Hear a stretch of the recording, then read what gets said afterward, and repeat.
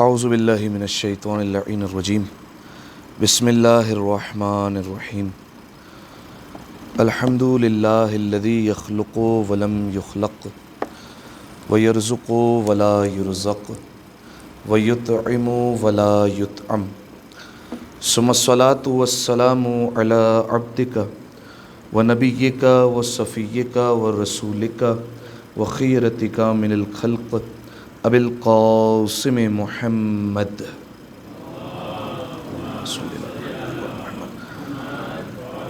وعلی اہل بیتہ الطیبین الطاہرین المعصومین المظلومین سیما ابن عمہ علی علیہ السلام وہو النبأ العظیم والصراط المستقیم والقرآن الکلیم وہو الصدیق الاکبر والفاروق الاعظم وحبل اللہ المتین وامام المسلمین ووصی رسول رب العالمین واللعنۃ الدائمۃ علی اعدائہم اجمعین اما بعد فقد قال رسول اللہ صلی اللہ علیہ وآلہ وسلم ایہا الناس انہ قد اقبل الیکم شہر اللہ بالبرکۃ والرحمۃ والمغفرہ صلوات علی محمد وآل محمد اللہم صلی علی محمد وآل محمد۔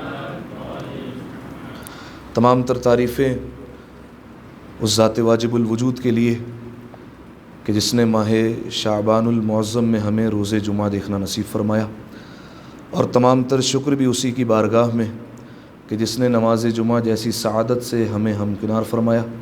مزید توفیقات میں اضافے کے لیے، اپنے نفوس کی اصلاح کے لیے، تقوی کی دولت سے مالا مال ہونے کے لیے، اور بالخصوص زمانے کے امام کی خدمت میں شہزادی زینب کبریٰ کی ولادت کی مبارکباد پیش کرنے کے لیے ایک دفعہ مل کر بآواز بلند صلوات عطیہ کریں۔ اللہم صلی علی محمد وآل محمد۔ سامعین محترم، گفتگو مسلسل ہماری گناہ کبیرہ کے حوالے سے ہو رہی تھی، اور وہ موضوع الحمدللہ اپنے اختتام پر پہنچا۔ آج ایک نئے موضوع کی جانب بڑھیں گے ہم، اور وہ ہے خطبہ شعبانیہ۔ ہر سال یہی طریقہ کار رہتا ہے کہ ماہ رمضان سے پہلے اس خطبے کو آپ کے سامنے کچھ تفصیل کے ساتھ بیان کر دیا جائے، تاکہ ماہ رمضان ہم ایک آمادگی کے ساتھ گزار سکیں۔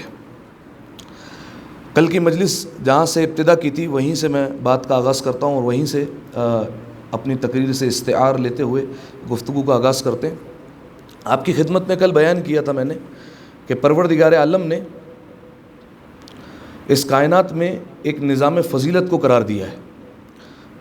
نظام فضیلت کون سا نظام ہوتا ہے؟ یہ وہ نظام ہوتا ہے کہ پروردگار عالم نے جتنے شعبے بنائے ہیں، جتنی اشیاء بنائی ہیں، وہ ایک دوسرے سے افضل ہے۔ کوئی شے دوسری شے سے افضلیت رکھتی ہے، ایک چیز دوسری چیز پر فوقیت رکھتی ہے۔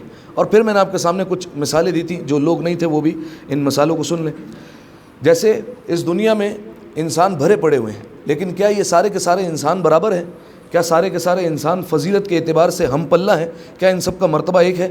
تو اس کا جواب ہے نہیں، سارے کے سارے انسان ایک جیسے نہیں ہیں۔ بلکہ سارے انسان کی بات کیا کی جائے، ہم یہاں پر جو گنتی کے 20-25 لوگ بیٹھے ہیں، ہم سب بھی آپس میں برابر نہیں ہیں۔ ہمارا ایمان مختلف ہے، ہماری مختلف اخلاقیات کی صفتیں الگ ہیں، ہمارا عبادت کا طریقہ کار الگ ہے، ہم سب جو ہے وہ ایک دوسرے سے مختلف ہیں، ایک دوسرے پر فضیلت رکھتے ہیں، کوئی نہ کوئی کسی سے افضل ہے۔ اسی طریقے سے جو رسول اللہ کے پاس بیٹھنے والے صحابہ تھے، کیا وہ صحابہ سارے کے سارے جو ہے وہ ہم پلہ ہیں؟ کیا سارے کے سارے برابر ہیں؟ اس کا جواب بھی ہے نہیں۔ بلکہ رسول اللہ کی صحابہ میں آپ کو منافقین بھی ملیں گے، رسول اللہ کی صحابہ میں آپ کو امیر المومنین سے بغض رکھنے والے بھی ملیں گے، رسول اللہ کے اصحاب میں سارے کے سارے برابر نہیں ہیں۔ بات جب صحابہ کی چلے گی تو پھر جناب عمار کا بھی تذکرہ آئے گا، جناب مقداد کا بھی تذکرہ آئے گا، جناب ابو ذر کا بھی تذکرہ آئے گا، جناب سلمان کا بھی تذکرہ آئے گا۔ لیکن یہ سارے کیا برابر ہیں؟ نہیں۔ امیر المومنین کے عاشق ہیں، رسول اللہ پر ایمان رکھنے والے ہیں، رسول اللہ پر جان نچھاور کرنے والے، لیکن جو بات سلمان میں پھر وہ بات ابو ذر میں موجود نہیں ہے۔ اسی طریقے سے یہ ساری کی ساری زمینیں، یہ جتنی پروردگار عالم نے زمینیں خلق کی، کیا یہ سب کے سب برابر ہیں؟ زمینیں بھی برابر نہیں ہیں۔ یہ مکہ کی عظمت الگ ہے، مدینہ کی عظمت الگ ہے، شہر نجف کی الگ عظمت ہے، ساری زمینیں آپس میں تفاخر کرتی رہے، لیکن کربلا پھر کربلا رہے گی، ٹھیک ہے. حتیٰ کہ کربلا کی زمین کو پروردگار عالم نے مکہ کی سرزمین پر بھی فوقیت عطا کی ہے، ٹھیک ہے. اس طریقے کی روایتیں موجود ہیں کہ جب پروردگار عالم نے کربلا کی سرزمین کو مکہ سے ہزاروں سال پہلے جو ہے وہ خلق کر دیا تھا، اور کربلا کی زمین وہ ہے جو مکے کی سرزمین پر بھی مفاخرہ کرتی ہے اور فخر کرتی ہے. جو بات کربلا میں ہے وہ مکے کی سرزمین میں بھی نہیں ہے. اسی طریقے سے یہ سارے کے سارے آسمان برابر ہیں، سب آسمان جو ہے وہ ایک جیسے نہیں، یہ بھی سارے ایک جیسے نہیں ہیں، بلکہ عرش اولیٰ کا مقام الگ ہوگا، چوتھے آسمان کا مقام الگ ہوگا جس پر بیت المعمور ہے، اس کی فضیلت علیحدہ کہلائے گی. اسی طریقے سے آسمانی کتابیں، کیا آسمانی کتابیں بھی ساری برابر ہیں؟ سب آسمانی کتابیں سب پروردگار عالم نے بھیجی. توریت بھی اللہ نے ہی بھیجی، زبور بھی، انجیل بھی، قرآن بھی، لیکن بات جو قرآن میں آئے گی وہ پھر جو ہے وہ باقی آسمانی کتابوں میں نہیں ہے. اسی طریقے سے یہ سارے کے سارے فرشتوں کی تعداد بہت زیادہ ہے، حتیٰ کہ مولا کا فرمان بھی اس اعتبار سے کہ کائنات میں ریت کے ذرے کم ہیں اور فرشتوں کی تعداد زیادہ ہے، ٹھیک ہے. آپ ذرا سوچئے کہ بالفرض اس بات سے اندازہ لگائیے کتنے لوگ جو ہے وہ کتنے زائرین ہیں جو کربلا جو ہے وہ تشریف لے جاتے ہیں. ہر پسینے کے قطرے سے پروردگار عالم ایک فرشتہ خلق کر رہا ہے، ٹھیک ہے. اب کتنے لوگ جا رہے ہیں، سال میں کتنے لوگ جاتے ہیں، اور کتنے جو ہے وہ زائرین وہاں پر پہنچتے ہیں، اور کس جو ہے وہ ملک سے کس تہذیب کے لوگ وہاں پر آتے ہیں، لیکن پسینے کا ایک قطرہ گر رہا ہے، پروردگار عالم فرشتہ خلق کر رہا ہے. لیکن یہ سارے فرشتے کیا برابر ہیں؟ سب کا مقام اور مرتبہ ایک ہے؟ نہیں، سب کا ایک مرتبہ نہیں ہے. جو عرش اٹھانے والے ان کا مقام الگ ہے، عبادت کرنے والے الگ ہیں. اسی طریقے سے جو اللہ کے مقرب فرشتے ہیں ان کا مقام الگ ہے، پھر ان میں بھی جبریل کی بات الگ ہوگی، ٹھیک ہے، کہ وہ سید الملائکہ. اسی طریقے سے دن، یہ سارے کے سارے دن برابر ہیں؟ دن بھی برابر نہیں ہے. آج جمعہ جو ہے یہ سید الایام کہا جاتا ہے، یہ دنوں کا سردار ہے. راتیں بھی ساری برابر نہیں ہیں. شب قدر کی بات الگ ہے، وہ تمام جو ہے وہ 1000 مہینوں سے فضیلت رکھتی ہے، ٹھیک ہے. تو اب یہ انشاءاللہ جو کل موجود نہیں تھے ان کو میں یہ سمجھانے میں کامیاب ہو گیا کہ پروردگار عالم نے ایک نظام فضیلت خلق کی ہے.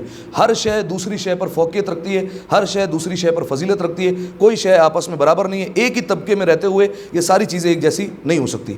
اب مجھے آپ انصاف سے بتائیے کہ جب اتنی چھوٹی چھوٹی باریک چیزیں بھی برابر نہیں ہو سکتی تو اب مجھے بتائیے کیا یہ سارے کے سارے مہینے یہ ایک جیسے ہیں؟ ان کی فضیلت ایک جیسی ہے؟ نہیں، ایک جیسی نہیں ہے. جو فضیلت پروردگار عالم نے ماہ رمضان المبارک کو عطا کی وہ کسی مہینے کو عطا نہیں ہوئی، ٹھیک ہے. حالانکہ آپ غور کیجئے ماہ رمضان المبارک ان 4 مہینوں میں نہیں ہے جو اللہ کے نزدیک محترم مہینے، ٹھیک ہے. جو حرمت والے مہینے جنہیں ہم کہتے ہیں وہ کون کون سے؟ رجب ہے، ذیقعدہ ہے، ذی الحج ہے، محرم ہے. کیا ان چاروں میں ماہ رمضان ہے؟ نہیں، ماہ رمضان نہیں ہے، لیکن پھر بھی ماہ رمضان ان سب سے افضل ہے، ٹھیک ہے. بلکہ معصوم کا میں آپ کے سامنے فرمان پیش کروں، مفہوم بیان کر رہا ہوں. فرمایا جتنا فرق، توجہ چاہ رہا ہوں، جتنا فرق ہم میں اور لوگوں میں پایا جاتا ہے اتنا باقی مہینے اور رمضان میں پایا جاتا ہے، ٹھیک ہے. اب آپ غور کر لیجئے کہاں جو ہے وہ لوگوں کی یہ بساط اور کہاں یہ لوگوں کی اوقات کہ وہ اہل بیت علیہ السلام سے اپنا مقایسہ کرے. بس یہی معاملہ جو ہے وہ باقی مہینوں میں اور ماہ رمضان میں. کوئی مہینہ اتنی جرت نہیں کر سکتا کہ وہ ماہ رمضان کے مقابلے میں آ کر کھڑا ہو جائے، چاہے وہ ماہ شعبان ہو، چاہے وہ ماہ رجب ہو، کوئی بھی ماہ رمضان کے مقابلے میں آ کر نہیں کھڑا ہو سکتا، ٹھیک ہے. اتنی فضیلت پروردگار عالم نے ماہ رمضان المبارک کو عطا کی ہے. اچھا، اب جب اتنی فضیلتوں والا مہینہ ہے اور ہم جانتے ہیں کہ اب کچھ ہی دن رہ گئے اور 1 مہینے کا تقریباً فاصلہ رہ گیا اور یہ مہینہ ہم تک پہنچ جائے گا، تو اب سوال یہ اٹھتا ہے کہ اب انسان کس طریقے سے اس مہینے کا استقبال کرے گا، کس طریقے سے اس مہینے کو ویلکم کرے گا، کس طریقے سے جو ہے وہ اس کو قبول کرے گا، ٹھیک ہے. دیکھیے اس کی مثال آپ ایسے سمجھیے کہ اگر ایک گھر پر پتہ ہو نا انسان کو کہ مہمان آنے والا ہے تو تیاریاں پہلے سے ہو جاتی ہیں، ٹھیک ہے. گھر کی صفائی پہلے ہو جائے گی، پہلے ہی جو ہے وہ سارے پکوان جو ہے وہ پکا کر تیار کر دیے جائیں گے، ٹھیک ہے. اگر جو ہے وہ بالفرض یہ تیاریاں نہ کی جائے تو ہو سکتا ہے مہمان آ کر شکوہ کر دے کہ میں آ گیا اور تم نے جو ہے وہ اب تک کوئی تیاری نہیں کی، ٹھیک ہے. تو اسی طریقے سے ماہ رمضان المبارک کا بھی یہی معاملہ ہے کہ ماہ رمضان المبارک آئے گا تو اب دیکھنا یہ ہے کہ کتنے انسان، کتنے افراد ایسے ہیں کہ جس کو اچھے طریقے سے جو ہے وہ اس کو ویلکم کرتے ہیں اور استقبال کرتے ہیں اور کس طریقے سے اس کو قبول کرتے ہیں، ٹھیک ہے. اگر تیاری نہیں کی تو وہی بات ہے ماہ رمضان شکوہ کر سکتا ہے کہ میں آ گیا، پہلے سے ہی پتہ تھا کہ میں اتنے دنوں میں تمہارے پاس پہنچنے والا تھا لیکن پھر بھی تم نے کوئی آمادگی نہیں کی، تم نے پھر بھی کوئی تیاری نہیں کی، ٹھیک ہے. ہر انسان کی بات الگ الگ ہے کہ ہر انسان ماہ رمضان کو کس طریقے سے قبول کرتا ہے، ٹھیک ہے. دیکھیے بعض بندے ایسے ہوتے ہیں کہ جو خانہ کعبہ بھی جاتے ہیں، اس کو اس مثال سے سمجھیے، خانہ کعبہ بھی جاتے ہیں تو وہاں پر بھی وہ ایسے ہی چلے جاتے ہیں، ٹھیک ہے. کوئی جو ہے وہ ان کی آمادگی نہیں ہوتی، خانہ کعبہ چلے گئے.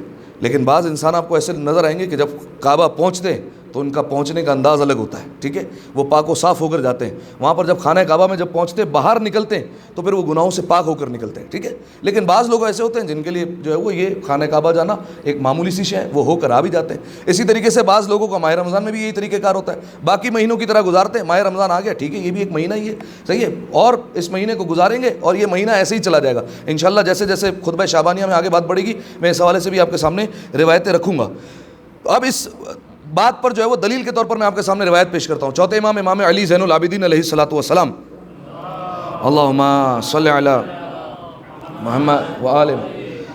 چوتھے امام خانہ کعبہ میں موجود ہے، مطاف میں موجود ہے، جہاں پر سب لوگ طواف کرنے میں مصروف ہیں، ٹھیک ہے، اور حج کا موسم ہے. مولا سے کسی نے کہہ دیا مولا ماشاءاللہ سبحان اللہ کتنے حاجی ہیں اس دفعہ. کیا کہا تھا مولا نے اس وقت؟ فرمایا تمہیں حاجی نظر آ رہے ہیں، ہمیں حاجی نظر نہیں آ رہے، یہ حاجی دراصل ہے نہیں، ٹھیک ہے. اب جو ہے وہ اس نے کہا کہ مولا کیا مطلب؟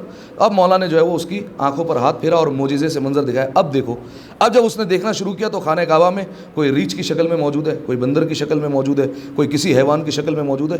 مولا نے کہا اس میں سے حاجی کچھ ہی ہیں، ٹھیک ہے، کچھ ہی لوگ ہیں کہ جن کو کعبے کی حرمت پتہ ہے، جنہیں کعبے کا احترام پتہ ہے، جو کعبے کا پروٹوکول جانتے ہیں، جنہیں پتہ ہے کہ خانہ کعبہ سے باہر آئیں گے تو کم از کم ہم گناہوں سے پاک ہو جائیں گے. باقی سارے یہ جو ہے وہ ایسے ہی بس رسم کے طور پر جو ہے وہ، یہ اپنے الفاظ میں بیان کروں، رسم کے طور پر آئے، خانہ کعبہ کا چکر کیا، جو ارکان ہے اس کو پورا کیا اور چلے گئے، ان کو کوئی فائدہ نہیں ہوا. ماہ رمضان میں بھی یہی معاملہ ہے. بعض لوگ ہوتے ہیں کہ بس فقط اور فقط ان کا روزہ بھوک و پیاس کی حد تک محدود ہوتا ہے اور اس کے بعد ماہ رمضان چلا جاتا ہے لیکن کوئی فرق نہیں پڑتا، ٹھیک ہے. تو خدا کرے ہمارا شمار ان لوگوں میں نہ ہو. لہذا اہل بیت علیہ السلام اور رسول اللہ کے طریقہ کار پر عمل کرتے ہوئے ان کا یہ طریقہ کار تھا کہ جب ماہ رمضان آنے والا ہوتا تھا تو پہلے سے ہی لوگوں کو آمادہ کر دیا کرتے تھے، تیار کر دیا کرتے تھے. دیکھو کمر کس لو، جس کو ہم کہتے ہیں سیٹ بیلٹ باندھ لو، اب جو ہے وہ یہ مہینہ تم تک پہنچ رہا ہے. یہ جو ہے وہ تیاری تو دیکھیں رجب سے شروع ہو جانی چاہیے تھی، ٹھیک ہے. رجب کو کہا جاتا ہے شہر الولایہ، ولایت کا شہر، ولایت کا مہینہ.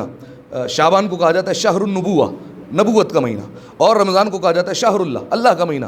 رجب میں انسان مہمان بنتا ہے اماموں کا، ٹھیک ہے. تو پہلے سے ہی آمادگی ہونی چاہیے تھی کہ امام کے پاس جانا ہے تو کس طریقے سے جانا ہے. امام کے مہینے میں اتنی محنت کرے کہ قابل ہو جائے کہ رسول اللہ کی بارگاہ میں پہنچ جائے اور پھر اپنے آپ کو وہاں پر مہمان بنا لے.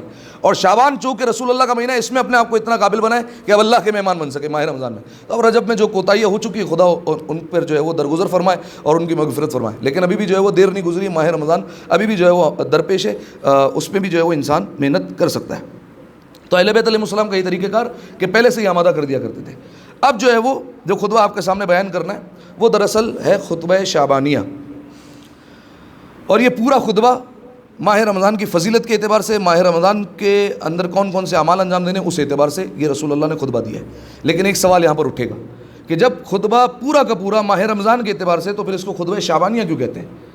ہونا تو یہی چاہیے تھا نا کہ خطبہ رمضانیہ کہا جائے اس کو، کیونکہ یہ ہے تو رمضان کی فضیلت کے اعتبار سے، لیکن اسے کہا جا رہا ہے خطبہ شعبانیہ. وجہ کیا ہے؟ کیوں کہتے ہیں خطبہ شعبانیہ؟ کوئی بتا سکتا ہے رضا بھائی؟ نہیں.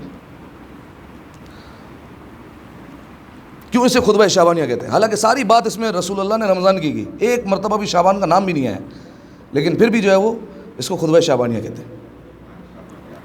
ہاں حسن کیا کہہ رہے ہیں؟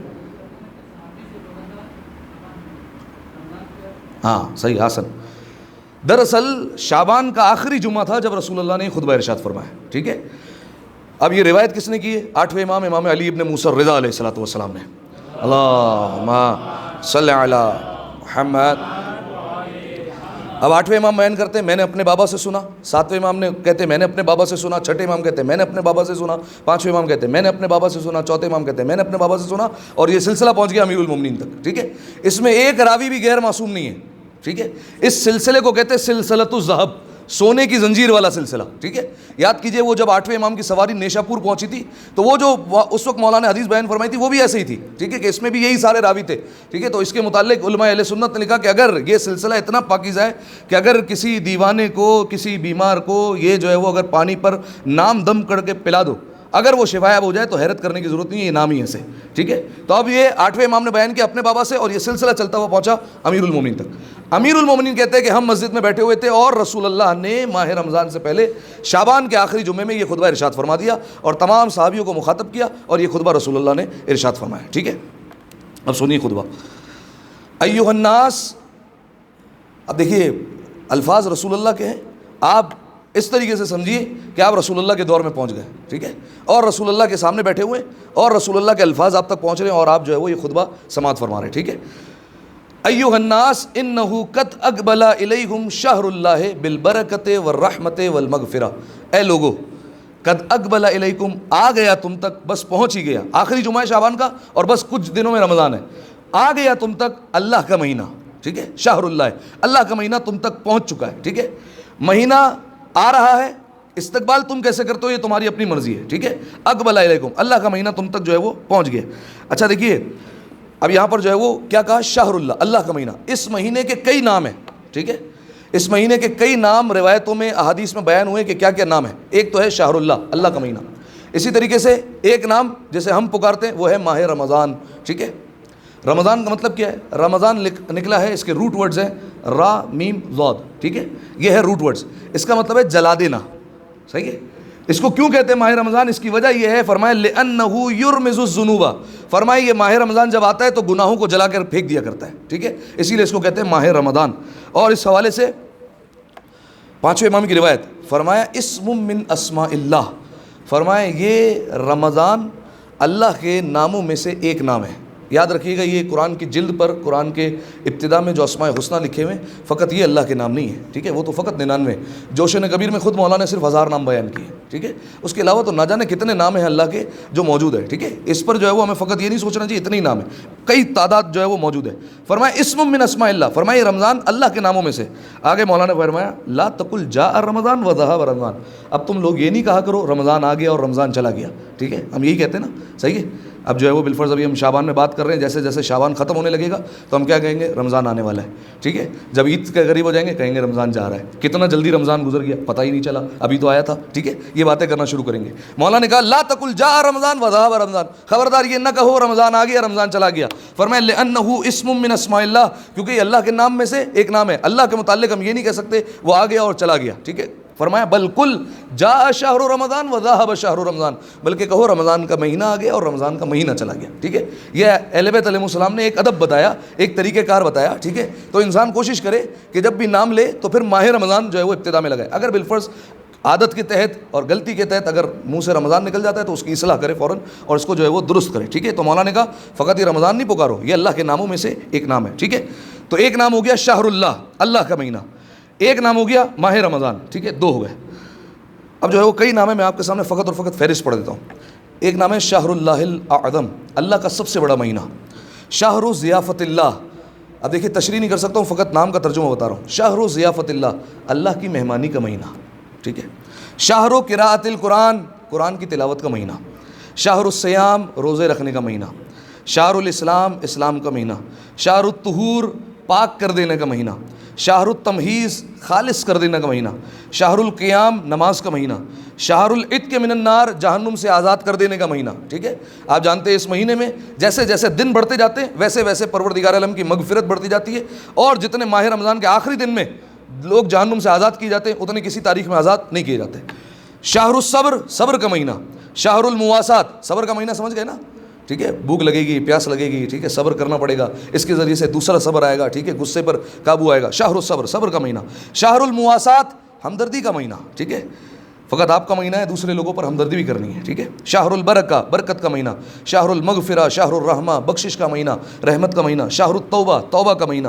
شہر الانابہ، سبحان اللہ، واپس پلٹ آنے کا مہینہ، ٹھیک ہے، جو ہو گیا وہ ہو گیا، رمضان آ چکا ہے، واپس پلٹ آؤ، اللہ کے بارگاہ میں دوبارہ آ جاؤ۔ شہر الدعا، دعا کا مہینہ۔ شہر الاستغفار، استغفار کا مہینہ۔ شہر العبادہ، عبادت کا مہینہ۔ شہر الطاعہ، اطاعت کا مہینہ۔ شہر مبارک، مبارک مہینہ۔ شہر عظیم، عظیم مہینہ۔ شہر یزاد فیہ رزق المومنین، وہ مہینہ جس میں مومنین کا رزق بڑھا دیا جاتا ہے، ٹھیک ہے۔ سید الشہور، مہینوں کا سردار۔ شہر عید، شہر عید اولیاء ہی، اولیاء کی، اللہ کے دوستوں کی عید کا مہینہ۔ ربیع القرآن، قرآن کی بہار۔ ربیع الفقراء، فقیروں کی بہار۔ ربیع المومنین، مومنین کی بہار، ٹھیک ہے۔ یہ کئی نام فقط اور فقط ماہ رمضان کے بیان کیے، ٹھیک ہے۔ اچھا آئیے اسی پرانی بات پر، کیا فرمایا رسول اللہ مسجد میں موجود ہیں، امیر المومنین بیٹھے ہوئے ہیں، سارے صحابی بیٹھے ہوئے ہیں، اور تمام اصحاب کے سامنے رسول اللہ ماہ رمضان کی عظمت کے متعلق خطبہ ارشاد فرما رہے ہیں، اور فرمایا ایھا الناس، اے لوگو، انہ قد اقبل الیکم شہر اللہ، بے شک اللہ کا مہینہ تم تک پہنچ گیا، بالبرکت والرحمت والمغفرہ. اللہ کا مہینہ آ تو رہا ہے, اکیلا نہیں آ رہا, ساتھ میں برکت بھی لے کر آ رہا ہے, رحمت بھی لے کر آ رہا ہے, مغفرت بھی لے کر آ رہا ہے. بعض مہمان گھر پہ آتے ہیں تو خالی ہاتھ آتے ہیں, ٹھیک ہے, بعض مہمان آتے ہیں تو چیزیں لے کر آتے ہیں, وہ انسان کو مہمان زیادہ اچھا لگتا ہے, ٹھیک ہے, جو کچھ نہ کچھ لے کر آئے, صحیح ہے. تو اسی طریقے سے ماہ رمضان جو آ رہا ہے یہ برکتیں, رحمتیں, مغفرتیں لے کر آ رہا ہے, ٹھیک ہے. اچھا, برکت کا مطلب کیا ہوتا ہے؟ اسی پر جو ہے وہ ہماری بات ختم ہو جائے گی. برکت کا مہینہ کیا ہوتا ہے؟ برکت کسے کہتے ہیں؟ کسے کہتے ہیں برکت؟ سنا ہوا لفظ ہے, مشہور لفظ ہے, کسے کہتے ہیں برکت؟ ہاں, رزق بڑھتا ہے. اچھا, اور کوئی آسان ہو جائے بات؟ ہاں نہیں, وہی ہو گیا بڑھنا, کشادگی یہی کی بات ہے. رزق کا بڑھنا الگ ہے, برکت الگ ہے. بڑھنا اور ہوتا ہے, برکت اور ہوتا ہے. بڑھنے سے مراد یہ ایک بندہ ہو سکتا ہے مہینے کے $10,000 چھاپے لیکن مہینے کے آخر میں اسے نہ بچے. یہ بھی ہو سکتا ہے کہ ایک مہینے کا $300 چھاپے لیکن وہ اس میں بھی بچا کر لی جائے, ٹھیک ہے. اسی کو برکت کہتے ہیں, صحیح ہے. جتنا ہے اسی میں پورا بھی ہو جائے اور بچت بھی ہو جائے, اس کو برکت کہتے ہیں, ٹھیک ہے, آسان الفاظ میں, ٹھیک ہے. اب یہ برکت کے جو ہے وہ کئی اسباب ہیں. یہ برکت جو ہے وہ, یہ دیکھیں, یہ بات یاد رکھیں, ماہ رمضان جو ہے وہ ایک مشق کا مہینہ ہے, ایک پریکٹس کا مہینہ ہے, ایک تمرین کا مہینہ ہے, ٹھیک ہے. اس میں جو حکم دیے جا رہے ہیں نا, یہ اس وجہ سے دیے جا رہے ہیں کہ باقی مہینوں میں یہ سلسلہ جاری رہے. آپ ذرا غور کریں, پروردگار عالم نے اس مہینے میں حلال سے بچنے کا حکم دیا, ٹھیک ہے. فجر سے لے کر مغرب تک ہم کھانے پینے سے بچتے ہیں. کھانا پینا حلال ہے یا حلال نہیں ہے؟ حلال ہے, ٹھیک ہے, لیکن بچ رہا ہے. اللہ نے انسان کو اس کی طاقت کا احساس دلایا ہے. دیکھو, تم پانی پینے سے بچ سکتے ہو تو شراب پینے سے بھی بچ سکتے ہو, باقی مہینوں میں یہ نہیں ہونا چاہیے, ٹھیک ہے. اگر تم گوشت کھانے سے بچ سکتے ہو تو باقی مہینوں میں یہ سور کے گوشت کے قریب بھی نہیں جانے چاہیے, ٹھیک ہے. تمہارے اندر ہم نے صلاحیت رکھی ہے کہ تم اس سے بچ سکتے ہو. کئی لوگوں کو آپ نے جو ہے وہ سنا ہوگا, ماہ رمضان میں جو ہے وہ گالی نہیں دیتے. ارے یار, رمضان کا مہینہ چل رہا ہے, کہاں گالی دوں, ٹھیک ہے. حضور, ماہ رمضان کے علاوہ بھی گالی حرام ہے, ٹھیک ہے, اس کے علاوہ بھی گالی نہیں دینی. لیکن جو ہے وہ اللہ نے تمہیں تمہاری طاقت کا احساس دلایا ہے, اگر تم چاہو تو اس پر بھی کنٹرول کر سکتے ہو, رک سکتے ہو, تو باقی مہینوں میں بھی رکا جا سکتا ہے, ٹھیک ہے. تو اسی طریقے سے یہ جو بات ہوئی, برکت, رحمت, مغفرت, یہ ماہ رمضان میں ملتی ہے. انسان چاہے تو باقی مہینوں میں بھی سمیٹ سکتا ہے یہ چیزیں, باقی مہینوں میں بھی اس کے گھر میں برکت آ سکتی ہے, ٹھیک ہے. لوگ شکایت کرتے ہیں نا کہ مہینہ اینڈ ہوتا ہے, ہاتھ میں کچھ بچتا نہیں ہے, یا جو ہے وہ کسی اور اعتبار سے برکت نہیں ہوتی ہے, ٹھیک ہے. تو یہ برکت کس طریقے سے لائی جائے؟ اب کوئی طریقے جو ہے وہ روایت میں بیان ہوئے کہ کس طریقے سے برکت لائی جائے. سب سے پہلا طریقہ تلاوت قرآن, گھر میں برکت لانے. ہمارے یہاں پر ہی بیان کر رہا ہوں, کتنے افراد ایسے ہوں گے جن کے گھر میں قرآن اٹھایا ہی نہیں جاتا ہوگا, ٹھیک ہے. یا تو جو ہے وہ پڑھنا نہیں آتا ہوگا, یا تو قرآن کی اہمیت نہیں ہے. قرآن ایک اوپر تہہ خانے میں پڑا ہوا ہے, یہ آئے گا ماہ رمضان میں باہر, اس کی مٹی اوپر سے صاف کی جائے گی, ٹھیک ہے. روایت کے جملے, رسول اللہ نے فرمایا آخری زمانے میں قرآن فقط اور فقط رسموں کے لیے رہ جائے گا, ٹھیک ہے. آپ دیکھ لیجئے, قرآن باہر آئے گا کب؟ جب کوئی مرے گا, ٹھیک ہے. تو پھر باہر آئیں گے قرآن سارے کے سارے, اب پڑھو سورہ یاسین, ٹھیک ہے. بہن کی شادی ہے تو پھر سر کے اوپر جو ہے وہ لے کر چلنے میں کام آئے گا, ٹھیک ہے. یہ سر پہ رکھو اور سایہ کرتے ہوئے جو ہے وہ بہن کو گزارو, بہت اچھی بات ہے. زیارت پر کوئی جائے گا تو والدہ جو ہے وہ قرآن نکال کے سایہ میں جو ہے وہ رخصت کرے گی قرآن کے, ٹھیک ہے. یہ بہت اچھے آداب ہے, بہت اچھے طریقہ کار ہے, لیکن جو ہے وہ قرآن کی تلاوت بہت کم ہوتی ہے, ٹھیک ہے. یا اگر بالفرض قرآن کی تلاوت کر بھی لیتے ہیں تو جو ہے وہ وہی معروف سورے جو ہمیں یاد ہے وہ رستے میں جو ہے وہ پڑھ لی جاتے ہیں, ٹھیک ہے. گھر میں قرآن کی تلاوت کی بات الگ ہے. گھر میں اگر قرآن کی تلاوت کی جائے گی تو برکت آئے گی. 8ویں امام کا فرمان, فرمایا اپنے گھروں کے لیے قرآن کی تلاوت کا ایک حصہ مقرر کر لو. پورے دن میں 2 منٹ طے کر لیں کہ 2 منٹ میں جو ہے وہ قرآن کی تلاوت کے لیے نکالوں گا. آہستہ آہستہ بڑھاتے جائیں, 3 منٹ, 4 منٹ, 5 منٹ, 10 منٹ تک لے کے جائیں, ٹھیک ہے. کوشش کر لیں روزانہ جو ہے وہ 5 آیت پڑھ لیں قرآن کی, 10 آیت پڑھ لیں.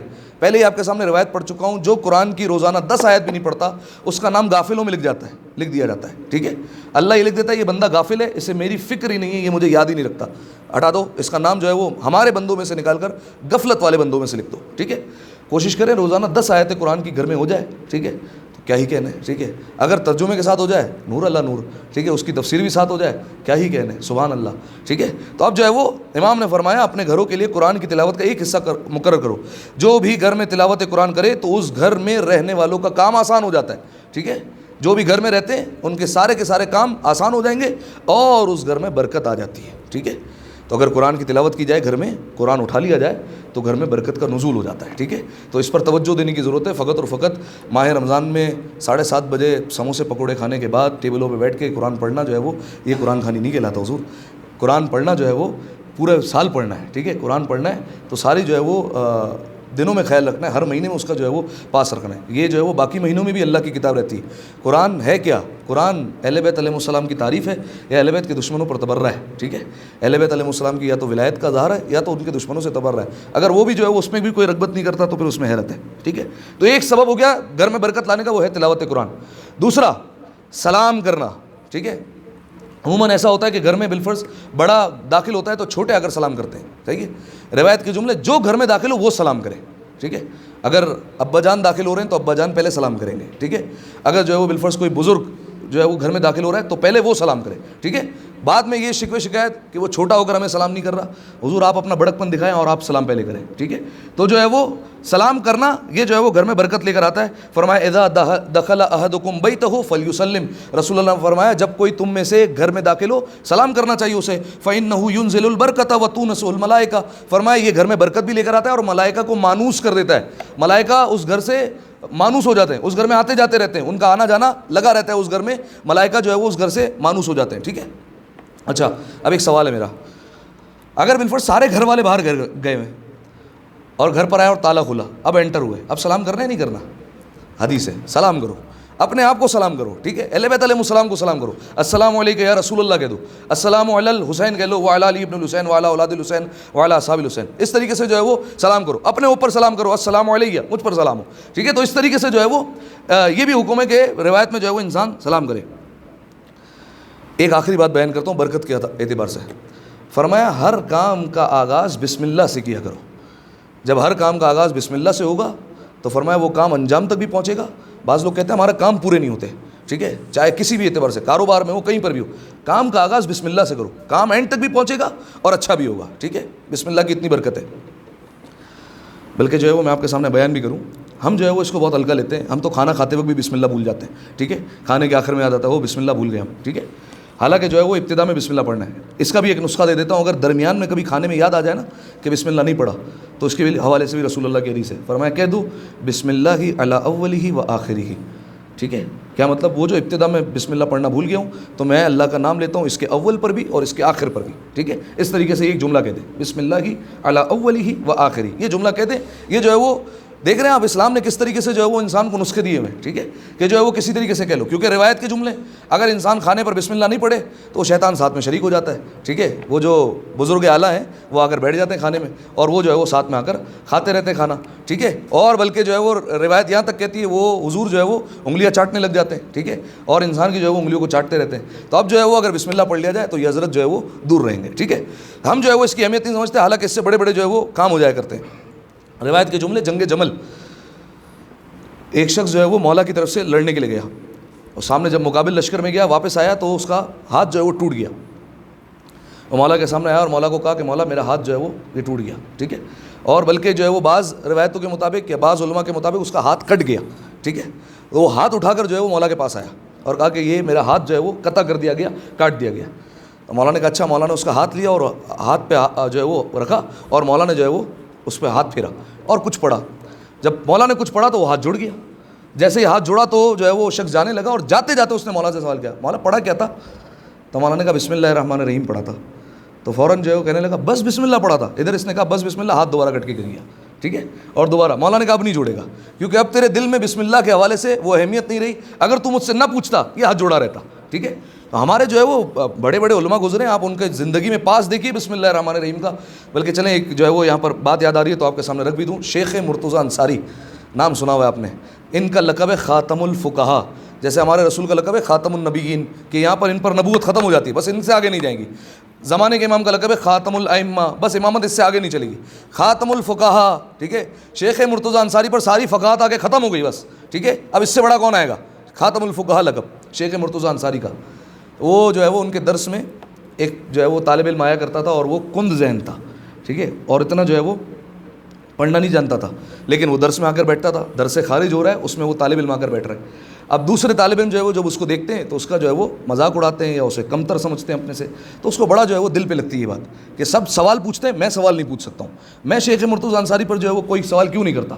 درس خارج کا آپ کو نظام پتہ ہے نا کیا ہوتا ہے کہ ایک مجتہد جو ہے وہ ایک بات رکھتا ہے، ایک فتویٰ رکھتا ہے اور کہتا ہے یہ فتویٰ میں نے اس آیت سے یا اس حدیث سے ثابت کیا ہے، تو پھر وہ جو نیچے بیٹھنے والے علماء ہوتے ہیں وہ اشکال کرتے ہیں، ٹھیک ہے کہ نہیں ایسا نہیں، ایسا بھی تو ہو سکتا تھا، آپ اس آیت سے استدلال کرتے یا اس حدیث کو پیش بھی کر سکتے تھے۔ یہ ہوتا ہے درس خارج کا ماحول۔ تو بیچارہ جو طالب علم تھا وہ سوچتا رہتا تھا کبھی میں بھی سوال کروں۔